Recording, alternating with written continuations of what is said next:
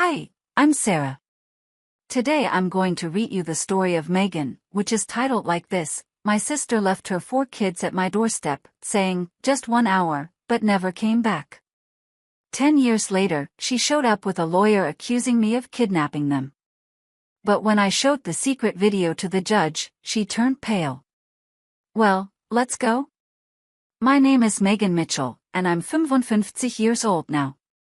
But this story starts 10 years ago, when I was 45 and working as a nurse at a hospital in Sacramento. I had a younger sister named Emily Turner. She was always the wild one in our family. She got married young to a guy named Jason, and they had 4 kids really fast. Ethan was born first, then Olivia 2 years later, then Sophia 2 years after that, and finally Liam.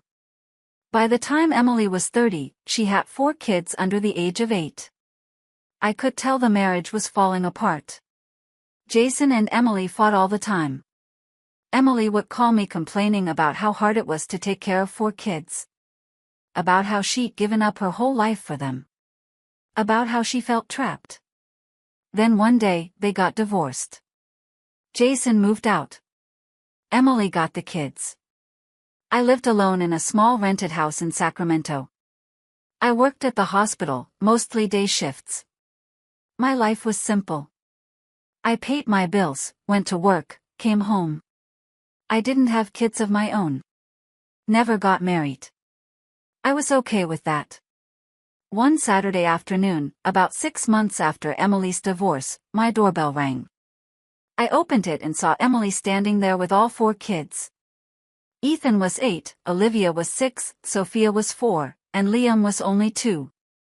Hey Megan, Emily said. She looked tired. Can you watch the kids for an hour? I need to run some errands. Zure, I said. I loved my nieces and nephews. I didn't get to see them as often as I wanted. Emily handed me a bag. There's diapers and snacks in here. I'll be back soon. She left before I could ask any questions. The kids came in sight. Ethan and Olivia ran to my couch and turned on the TV. Sophia held on to my leg. Liam was crying because he wanted his mom. I picked up Liam and held him. It's okay, buddy. Your mom will be back soon. An hour passed, then 2 hours, then 3. I tried calling Emily, no answer. I called again, still no answer. I looked in the bag Emily had left. At the bottom, under the diapers, I found a note written on a torn piece of paper. I'll be back soon, thank you, Megan. That was it, nothing else. I kept calling Emily's phone. It rang a few times, then went straight to voicemail. Then the next day, the phone was disconnected completely. I sent emails to the last address I had for her. They all bounced back. I called our parents. They lived in a small house outside Sacramento. They were retired and living on a fixed income. Mom, have you heard from Emily? I asked. No, honey, why? My mom said. I told her what happened. My mom went quiet. She wouldn't just leave them, my mom finally said. She'll come back. But days passed, then a week, then 2 weeks. Emily didn't come back. I realized then that she wasn't coming back at all. She'd left her 4 kids with me and disappeared.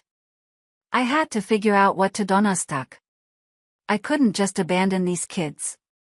They were my nieces and nephews. They were family. I enrolled Ethan and Olivia in the local elementary school. I found a babysitter for Sophia and Liam during the day while I was at work. But money became a huge problem almost immediately. I was making decent money as a nurse, but it was just enough for me. Not for 5 people. I started working night shifts because they paid a little more. I'd work from midnight until 7 in the morning, come home exhausted, sleep for a few hours, then get up to take care of the kids. I bought their school supplies at Target and Walmart, looking for the cheapest options.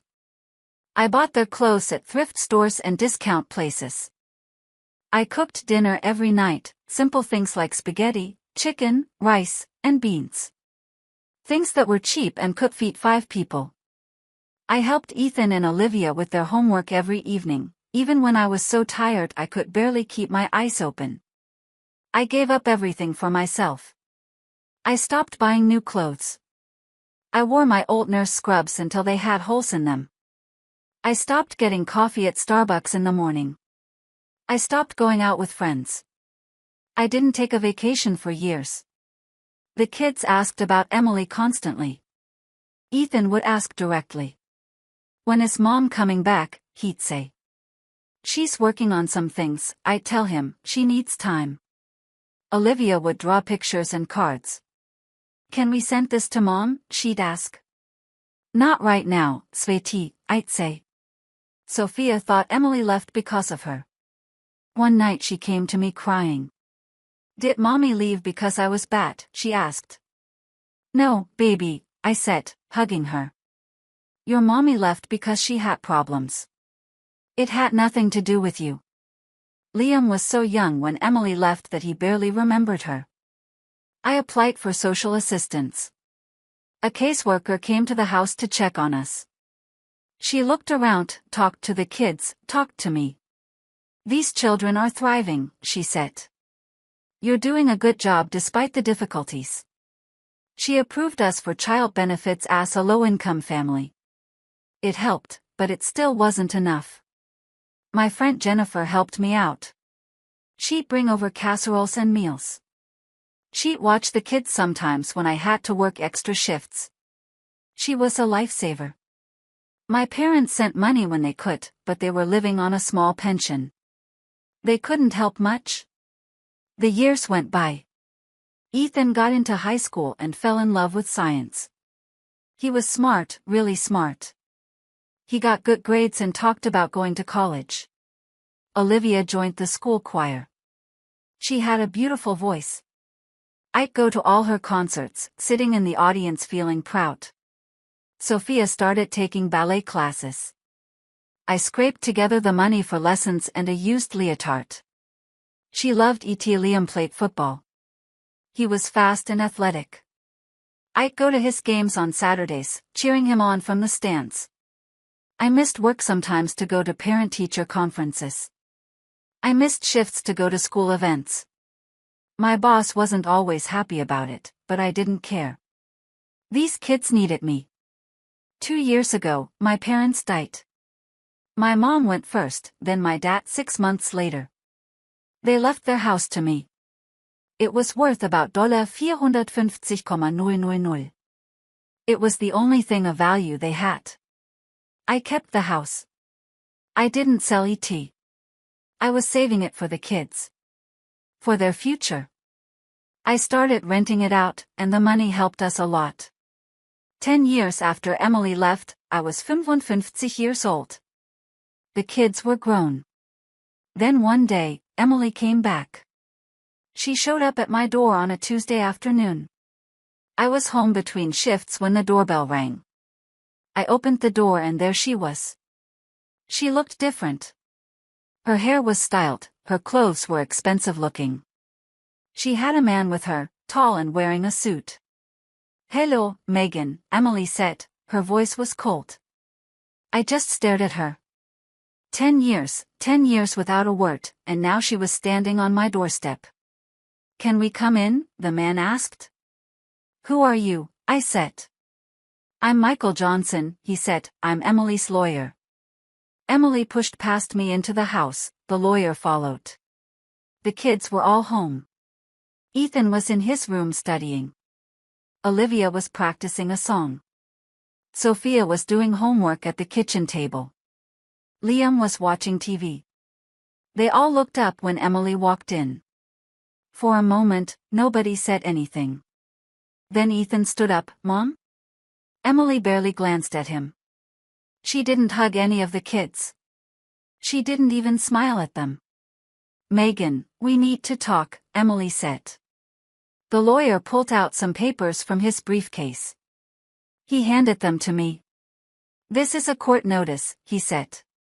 Emily is filing for custody of her children. I felt like I'd been punched in the stomach. What? You've been illegally detaining my children for 10 years, Emily said. I want them back. The kids heard everything. They all came closer, gathering behind me. Ethan stood right next to me. Olivia grabbed my arm. Sophia was crying. Liam looked confused. You left them, I said, my voice was shaking. You abandoned them 10 years ago. That's not true, Emily said. I left them temporarily because I was going through a difficult time. I always planned to come back. You never called, I said, you never wrote, you disappeared. Because you wouldn't let me see them, Emily said. It was a lie, a complete lie. But she said it so confidently, like it was the truth. The lawyer cleared his throat. We'll see you in court, Ms. Mitchell. The hearing is scheduled for 3 weeks from now. They left, just like that. The kids were all looking at me. Ethan's face was hard. Olivia was crying, Sophia was shaking. Liam came and hugged my leg. Aunt Megan, we don't want to go with her, Ethan said.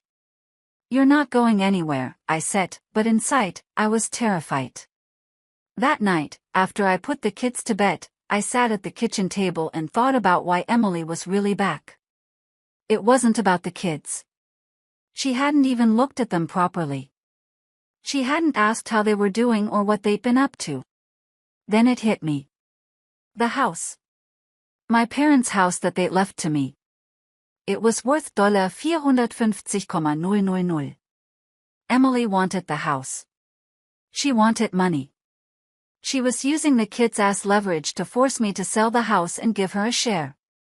I wasn't going to let that happen. The next morning, I started gathering evidence.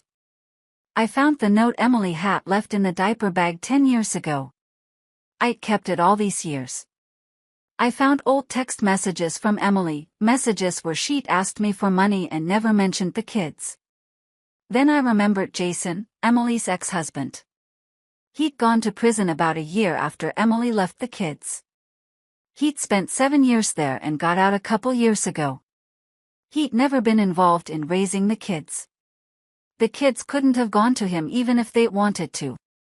But after he got out, I'd let him see the kids sometimes. Supervised visits. He was trying to do better. I found his number and called him. Jason, it's Megan, I said, Emily's back. She's trying to get custody. Jason was quiet for a moment. I'm not surprised. She probably needs money. Did she ever contact you about the kids? I asked. Not once, Jason said. She never asked how they were doing. It's like they didn't exist for her.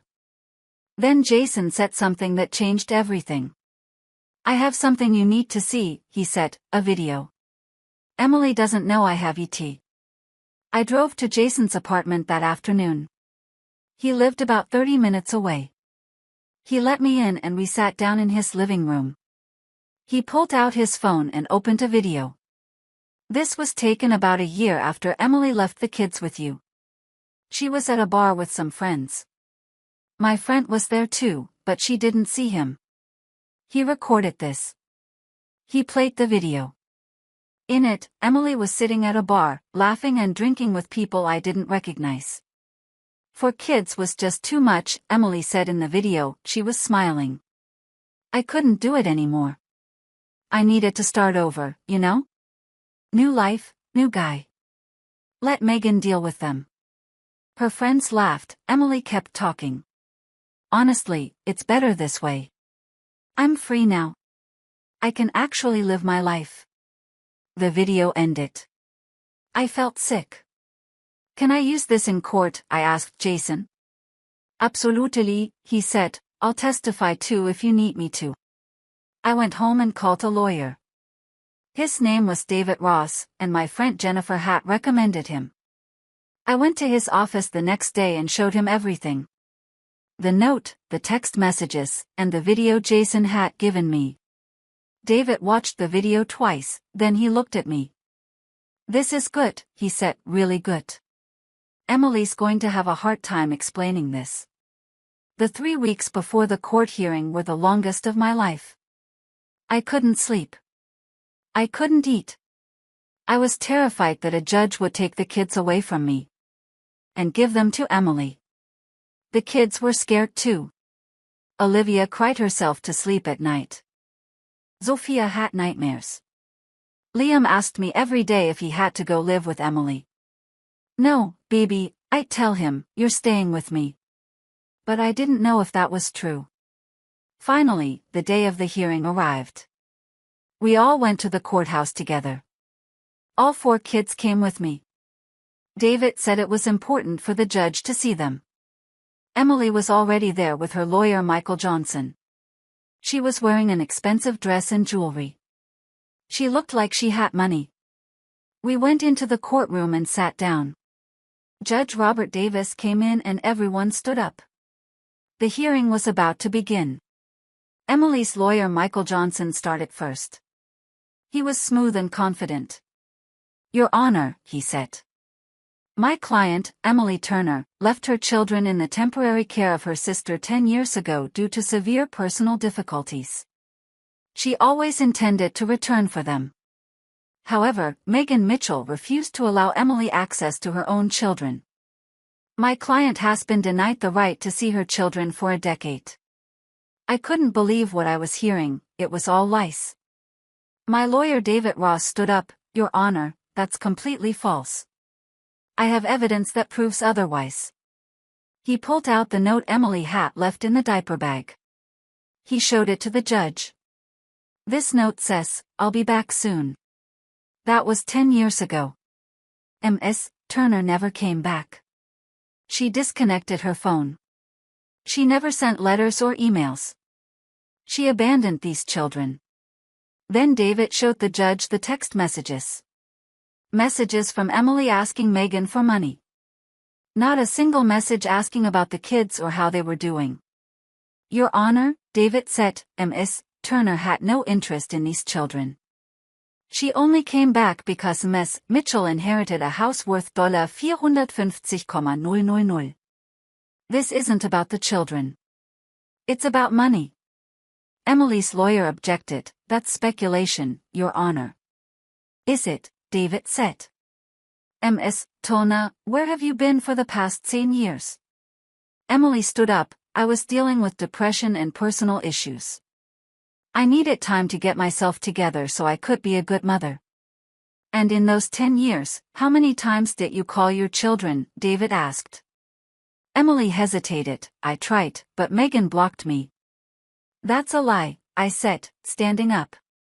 The judge looked at me, Ms. Mitchell. Did you attempt to contact Ms. Turner after she left the children? Yes, Your Honor, I said. I called her dozens of times, I sent emails. I asked my parents to try to find her. She disappeared completely. Then the judge did something I wasn't expecting. He asked to speak to the children. Ethan went first. He was 18 now, almost a man. He stood in front of the judge with his shoulders straight. Your Honor, Ethan said, Aunt Megan has been our mother for 10 years. She worked night shifts to pay for our food and clothes. She helped us with homework even when she was exhausted. She went to every parent-teacher conference and every school event. She's the only mother we know. The judge nodded, What do you want, Ethan?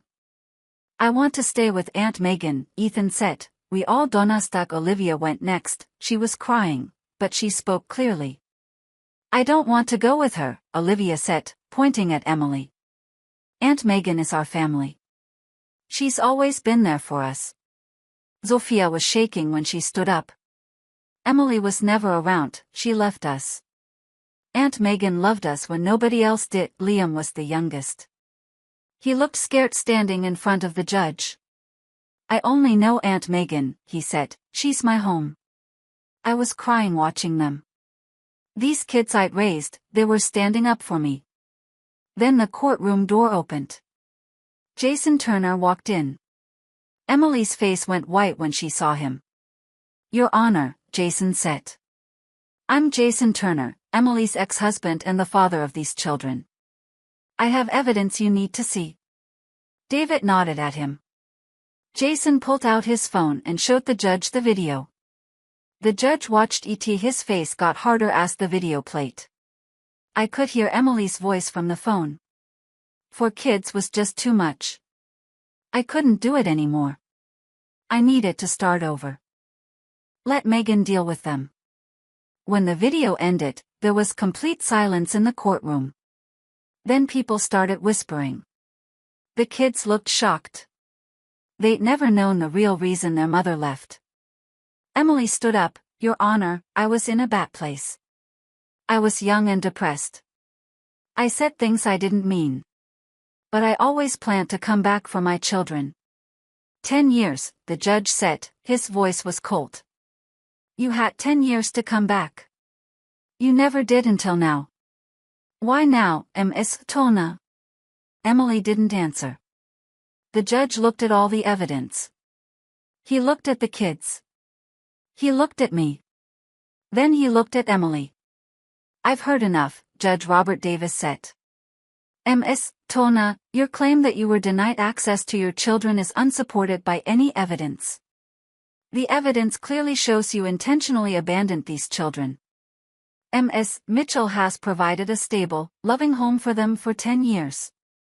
He paused. I am denying your petition for custody. Full custody is granted to Megan Mitchell. Furthermore, I am issuing a 7-year restraining order. You are prohibited from contacting these children without court approval. Emily started crying. Your Honor, please. They're my children. They were your children, the judge said.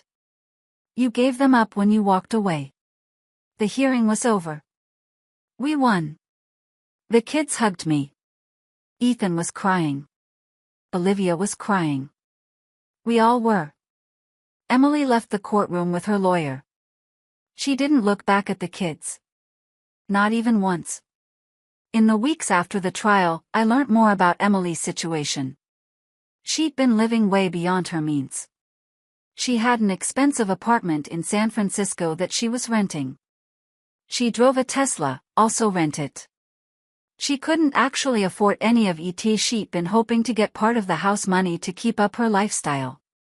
When that didn't work, everything fell apart. She had huge legal fees from the trial. She couldn't pay her rent. She had to give back the Tesla. She was in serious debt. We moved into my parents' house, the one they'd left to me. It was bigger than my rental, with enough room for everyone. The kids each got their own bedroom. Ethan graduated from high school with honors. He got accepted to UC Davis to study biology. I was so proud of him. Olivia was excelling in school. She was the lead singer in her choir. She had a beautiful voice and colleges were already interested in her. Sophia joined the school dance team. She was talented and dedicated. She practiced every day. Liam became a star player in his football league. He was fast and strong. Coaches said he had a real future in the sport. 3 months after the trial, I ran into someone who knew Emily. She told me Emily had moved to a cramped apartment in Modesto. She was working as a cashier at a local supermarket, making minimum wage. I wasn't happy about E.T. I didn't gloat. But I also couldn't forgive her for abandoning her children and then trying to take them back only for money. Life settled into a new normal after the trial. The kids stopped calling me Aunt Megan. They just called me Mom now. Not because they had to, but because they wanted to. Because that's what I was to them. The first time Liam called me Mom after the trial, I was making dinner. He came into the kitchen and said, Mom, can I have a snack? I stopped what I was doing and looked at him. What did you call me? He looked confused. Mom, is that okay? I pulled him into a hug. Yes, baby. That's more than okay. Ethan left for UC Davis in the fall. I drove him to the campus and helped him move into his dorm. He was studying biology and loving E.T. He called me every Sunday to tell me about his classes and his new friends. Olivia was thriving in high school. She was still in the choir, and she'd gotten the lead in the school musical. I went to every performance, sitting in the front row and cheering louder than anyone else. She was also getting interest from colleges. Several schools had reached out to her about music scholarships. She was going to have options. Sophia was on the school dance team now. She practiced constantly, always working to get better. She had performances every few months, and I never missed one. She was beautiful when she danced, graceful and confident. Liam was doing great in football. He was one of the best players in his league. Coaches from bigger programs were starting to notice him. He was only 12, but people were saying he could get a scholarship someday if he kept it up. I was still working as a nurse, but I'd switched back to day shifts. I didn't need to work nights anymore. The house was paid off, and with the child benefits and my salary, we had enough. The kids had everything they needed. That was all that mattered to me. My friend Jennifer still came over regularly. She'd helped me so much over the years, and now she was like family. The kids called her Aunt Jennifer. "You did an amazing job with them," she told me one day while we were having coffee. "Look at how they turned out." "They did the work," I said, "I just gave them a stable place to grow." "Don't sell yourself short," Jennifer said. "You sacrificed everything for them." Not many people would do that. I thought about Emily sometimes. About where she was and what she was doing. I heard through mutual acquaintances that she was still in Modesto, still working at the supermarket. Still living in that cramped apartment. She was alone. Her flashy friends from San Francisco had all moved on. The people who used to come to her parties didn't want anything to do with her after the trial. Her choices had consequences. She'd chosen money and freedom over her children. And now she had neither. I didn't feel good about it. I didn't celebrate her downfall. But I also didn't feel sorry for her. She'd made her choices. She'd abandoned 4 little kids who needed her. She'd only come back when she thought she could get money. The restraining order was still in effect. She couldn't contact the kids for 7 years. By the time it expired, Ethan would be 25, Olivia would be 23, Sophia would be 21, and Liam would be 19. They'd all be adults. Maybe then they'd decide if they wanted to talk to her. That would be their choice to make, not mine. But for now, they were my kids. I was their mom. And I was going to keep taking care of them the way I always had. One Sunday afternoon, we were all sitting in the living room together. Ethan was home from college for the weekend. Olivia was practicing a song. Sophia was stretching for dance practice. Liam was playing a video game. "Hey Mom," Ethan said, "can we talk for a minute?" "Sure, honey," I said. The other kids stopped what they were doing. They all gathered around. "We wanted to tell you something," Ethan said. The other kids nodded. "What is it?" I asked. "We know what you gave up for us," Olivia said. "We know you worked night shifts and never took vacations. We know you spent all your money on us. We want you to know we appreciate it," Sophia added. "You're the best mom anyone could ask for," Liam said. I started crying. "I couldn't help it. You don't have to thank me," I said. "Being your mom is the best thing that ever happened to me." "We're going to take care of you when we're older," Ethan said. "The way you took care of us." "You already take care of me," I said, "every day. Just by being who you are." We all hugged. All 5 of us in a big group hug in the middle of the living room. That night, after the kids went to bed, I sat on the porch and thought about the last 10 years. About that day Emily left 4 scared kids on my doorstep. About all the struggles and the sleepless nights and the fear that I wouldn't be enough. But I was enough. The kids were proof of that. They were happy and healthy and thriving. Emily had tried to take them from me. She'd tried to use them to get money. But she'd failed. Because these kids weren't just my nieces and nephews anymore. They were my children. And I was their mother. Nothing was ever going to change that. I thought about my parents, about how they'd left me that house. They'd probably known somehow that I'd need ET. That the kids would need ET. Thank you, I whispered into the night air, hoping somehow they could hear me. The future was bright. Ethan was going to be a scientist. Olivia was going to be a singer. Sophia was going to be a dancer. Liam was going to be an athlete.